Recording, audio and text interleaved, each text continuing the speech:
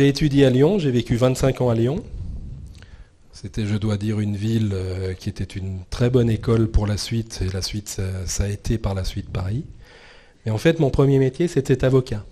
Donc j'ai étudié le droit, j'étais un élève au lycée assez médiocre, donc je n'avais pas de talent particulier, Donc vous avez pas fait tellement de vocation. Donc vous avez fait avocat, quoi, comme tous J'ai les fait élèves avocat un peu comme tout le monde, médiocres, et même pas comme tout le monde, comme mes amis qui m'ont dit, écoute, nous on a choisi ça, enfin on va faire du droit parce qu'on ne sait pas très bien ce qu'on a. On n'a pas tellement d'idées sur la suite, donc j'ai fait du droit, et puis de fil en aiguille, c'est devenu quand même une vraie passion. Et je dois dire que ce métier que j'ai eu la chance d'exercer à titre individuel pendant à peu près 7 ans, m'a beaucoup apporté parce qu'il vous confronte à des réalités qui sont des réalités qu'on ignore un peu trop souvent, qui sont celles des difficultés, de la vie quotidienne, de gens qui n'appartiennent pas forcément à nos milieux. Et non, c'était très, très, très enrichissant. Une spécialité en droit des affaires, peut-être, je suppose. Alors par la suite, le hasard faisait que, n'ayant pas de clientèle à l'origine et ayant dû la constituer, j'ai été très vite en contact avec des industriels et je me suis spécialisé sur le tas, si j'ose dire, en propriété industrielle. Donc il y avait toujours dans le parcours une volonté d'être en contact avec l'économie qu'on appellerait réelle aujourd'hui, c'est-à-dire pas seulement faire du droit pour du droit, mais faire un droit assez concret, c'est-à-dire qui réponde directement aux attentes des industriels. Alors mes industriels et mes clients étaient à l'époque des industriels du secteur de la lunette, lunetterie, optique, et eux avaient déjà à l'origine à faire face à des problématiques de contrefaçon, de concurrence venant de pays émergents, de Chine, etc., etc. Et donc je faisais ça. On était à la fin, au milieu des années 90, c'est ça? Là, on est fin des années 90. Fin des années 90. Et c'est là que vous faites votre entrée dans une société qui s'appelle Europe Finance et Industrie. Alors, je fais mon entrée dans une société que je connaissais bien, parce que c'est une entreprise qui avait été créée à l'époque par mon père, qui lui était un ancien banquier, d'ailleurs de la Banque Populaire d'Alsace, dont je salue les éminents représentants ce soir. Ils sont avec nous. Parce qu'il était lui à l'agence Kennedy. Et puis, il s'est spécialisé par la suite dans la cotation en bourse des entreprises moyennes. Oui. Et j'ai eu la chance, entre 1998 et 2007, de travailler à ses côtés. Donc, on a dû faire à peu près 200-250 cotations.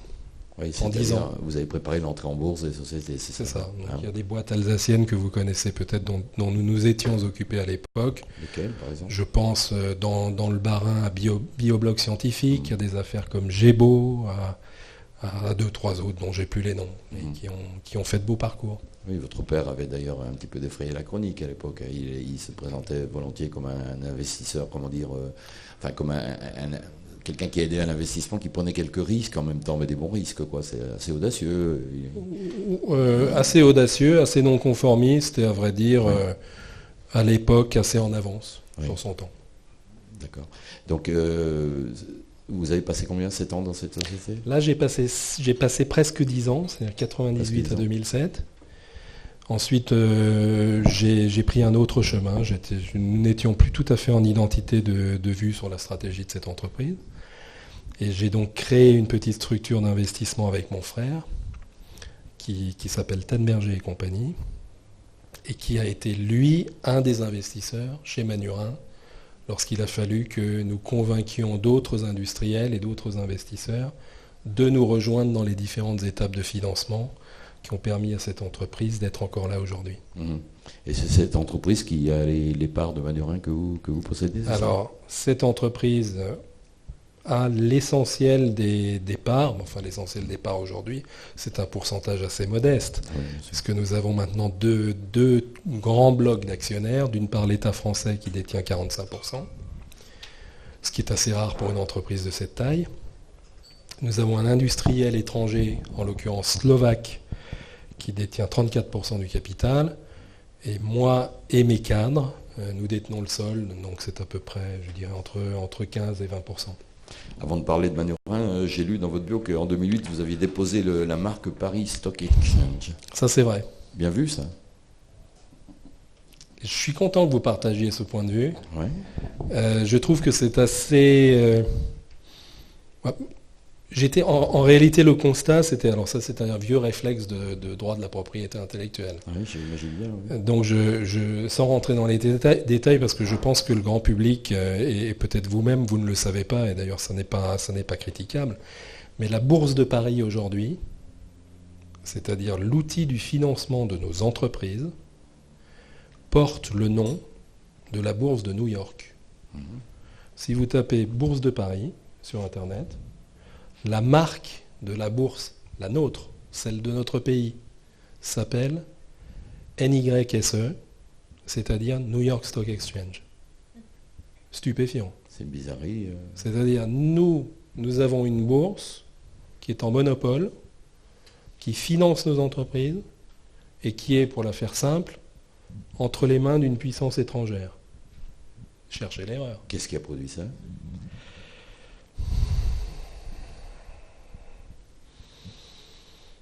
Je pense qu'il y a alors peut-être un peu polémique, Non, parce que ce sujet chez vous, c'est l'endroit ici. Ouais, non, mais ce sujet, c'est en plus c'est un vrai sujet de conviction. Je pense que les élites nationales, et je pense en particulier à, pardon Jérôme, mais je pense en particulier au personnel politique à l'époque, et en l'occurrence c'est le gouvernement du président Chirac à l'époque, n'ont pas mesuré les enjeux. Et donc cette entreprise était dans le temps un service public. Si vous allez place de la Bourse à Paris, mais c'est valable aussi à la Bourse de Nancy, à ce qui était la Bourse de Lyon, à Marseille, à Bordeaux et ailleurs, le palais de la Bourse était frappé de la devise républicaine. Il y avait un drapeau français, puis il y avait marqué liberté, égalité, fraternité, ce qu'on lit sur n'importe quel hôtel de ville ou n'importe quel bâtiment public. C'était donc un service public. Il était administré en général par les chambres de commerce et d'industrie. C'était un lieu qui permettait à des entreprises de trouver les moyens de financer leur développement et aussi de s'échanger les parts et donc d'organiser aussi la pérennité et la transmission des entreprises. Et petit à petit, ces entreprises sont devenues des entreprises privées et de fil en aiguille sont devenues elles-mêmes des entreprises cotées qui ont les mêmes problématiques que les autres entreprises ouvertes sur le monde et qui, de fil en aiguille, se sont regroupées, ont fusionné, etc. La conclusion pratique pour Paris, c'est que c'est la Bourse de New York qui en a pris le contrôle. Alors c'est pas très très grave, on pourrait dire, bon ben très bien, et alors ? Moi je suis pas, alors ça n'a rien à voir avec le secteur de l'armement, mais moi quand même je considère, et je pense que vous me rejoindrez, qu'on est dans une compétition aujourd'hui mondiale, on est dans une forme, j'aime pas tellement le terme, mais c'est quand même une réalité, une forme de guerre économique. Et chacun défend quand même un peu ses emplois, son territoire, ses frontières. Même si nous sommes dans des ensembles ouverts aujourd'hui, on peut quand même d'abord, je ne pense pas que ce soit critiquable, de penser d'abord à notre ville, à notre région, à notre département et à notre pays. Là, il me semble qu'on est allé un peu trop loin par laxisme ou par inattention, voire même par inintérêt, en confiant une entreprise que je considère comme étant une entreprise sensible à des capitaux qui sont des capitaux étrangers.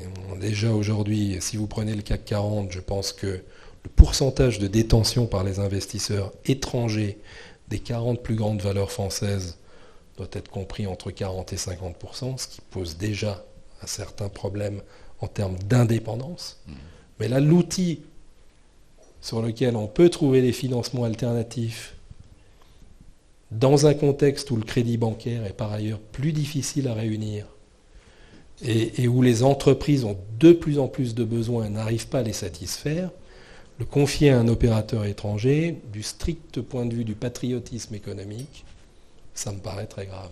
Et vous voyez aujourd'hui encore, merci de souligner ce point, c'est pas tout à fait l'objet de la conversation, quoique, parce qu'on tourne toujours autour de, entre guillemets, identité nationale économique.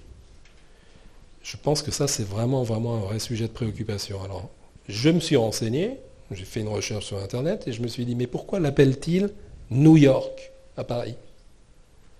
J'ai fait une recherche, j'ai constaté que le nom de la Bourse de Paris en anglais n'était pas protégé, je l'ai donc déposé.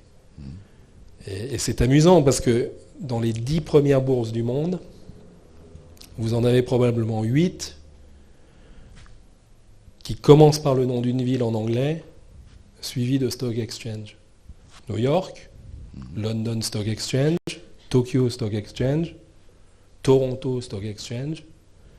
Et donc je me suis dit, écoute, si un jour il arrive quelque chose à Paris, qu'il y ait un deuxième opérateur qui voudrait venir contester le monopole américain sur notre propre territoire, eh bien au moins cette marque restera-t-elle française. Ouais. On parle business, Rémi, un peu. Ouais. On parle en particulier de ce carnet de commandes bien rempli. Alors, un industriel français qui dit « j'ai un carnet de commandes bien rempli », il y a à peu près que Entreprises Médias d'Alsace qu'on peut entendre un truc pareil actuellement. Bon, c'est une boutade, bien entendu, mais 3-4 ans d'avance. Le chiffre d'affaires annuel, chez nous, c'est 25 millions, donc c'est quand même une petite entreprise, c'est pas quelque chose d'énorme. 25 millions pour à peu près 100 personnes. Ça fait en ancien nouveau franc quelque chose qui doit être entre 130 et 150 millions d'euros, de francs de l'époque. Et le carnet de commandes, c'est 120 millions. Donc si on fait 25 divisé par 120, ça fait quelque chose comme 4 à 5 années. Alors il y aura une croissance, on pense que ça nous assure en tout cas 3 années de pleine activité, ça veut dire 2 pleins emplois, et probablement quelques embauches, puisque cette année quand même, sur la première année, on a 10 ou 15% d'effectifs supplémentaires, ce qui n'est pas mal pour une petite entreprise. À quoi ressemble la pyramide des âges actuellement chez Manurin ? Alors c'est à la fois l'avantage compétitif de Manurin, parce qu'on a des gens qui sont, et on en a parlé tout à l'heure parfois, qui ont 40 ans de présence dans l'entreprise. Donc moi j'ai décerné des médailles du travail, j'en ai aucune, et j'ai décerné des médailles Grand Or, donc 40 années de présence dans une entreprise. Donc c'est à la fois un avantage, parce que ces gens ont tout l'historique dont on vient de parler, notamment l'historique non seulement de celui qui fabrique la machine, qui fabrique les munitions, mais l'historique souvent de celui qui fabriquait les munitions lui-même. Et ça, c'est quelque chose qu'on retrouve chez aucun de nos concurrents directs. Donc on a des concurrents qui sont des concurrents redoutables. Justement, c'était la prochaine question. Lesquels sont-ils ? Alors, les plus directs sont européens, un Allemand et un Belge, avec lesquels nous discutons. Donc il n'est pas tout à fait impossible que nous nous rapprochions un jour, parce qu'on est déjà très proches, il faut dire les choses comme elles sont. Il n'est pas rare qu'on équipe les mêmes clients, les mêmes pays, et bon, on est concurrents, et puis en même temps on est souvent partenaires, donc on pourrait les regrouper. Mon ambition serait plutôt d'essayer de les regrouper ici à Mulhouse qu'ailleurs.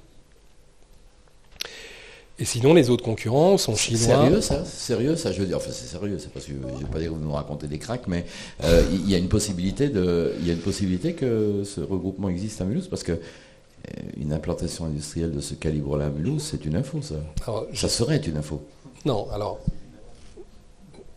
je vais essayer d'être précis. Ça ne veut pas dire pour autant qu'on va rapatrier nos amis belges et nos amis allemands ici à Mulhouse, mais ça voudrait dire que... Centre de recherche. Ça voudrait dire que le siège d'un groupe européen qui par ailleurs aurait des unités en Belgique et en Allemagne pourrait être ici. Sympa. On va essayer. Vous n'avez jamais lu ça ni entendu ça nulle part, c'est Entreprises et Médias ce soir, c'est sympa. Hein, on va essayer. Et en fait, pourquoi ? À quelle échéance ça peut être ? Je suis journaliste. Hein. Je tire le petit bout de fil, ça y est, quoi, ça m'intéresse. Ça se fera vite ou ça ne se fera jamais. Ben ça, c'est encore plus sympa, ça. On va suivre ça de près, alors. Hein ? C'est intéressant. Ouais.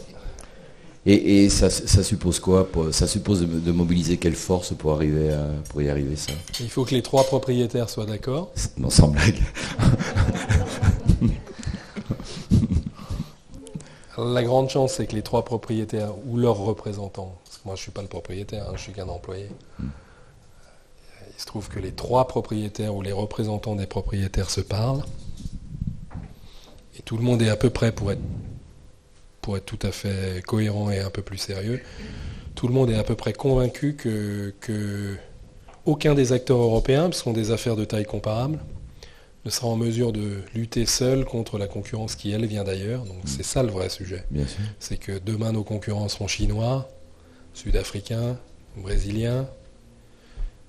Et donc il va falloir un peu s'organiser. Parce qu'on ne peut pas raisonnablement occuper un marché mondial. On parle de 200 nations, dont au moins la moitié sont adressables. Parce qu'après, il faudrait rentrer dans les détails, mais on ne peut pas vendre n'importe où. Ouais. Donc vous ne vendez qu'avec des autorisations de l'État, mais en gros, le monde est divisé en 3. Si on veut faire un peu de géopolitique basique sur l'armement. Le monde est coupé en 3. Dans le temps, il était coupé en 2. Oh, c'était pratique ça. Il y avait les bons, les méchants. Il y avait les bons et les méchants. C'était bien. Les méchants étaient pas loin d'ailleurs, parce qu'ils étaient en Allemagne, enfin de l'autre côté. Oui, bien sûr. Mais en gros, c'était 2 blocs. Alors ça avait des avantages et des inconvénients. Les avantages, c'est que dans les cycles haussiers, on avait une très grande prédictibilité de l'activité. Et donc on savait que quand le bloc des méchants s'équipait, le nôtre allait s'équiper corrélativement. Mais je la fais simple. Mais en gros, quand le bloc d'en face décidait d'arrêter ses investissements, pour toute la filière dans le bloc, le nôtre, c'est la même chose.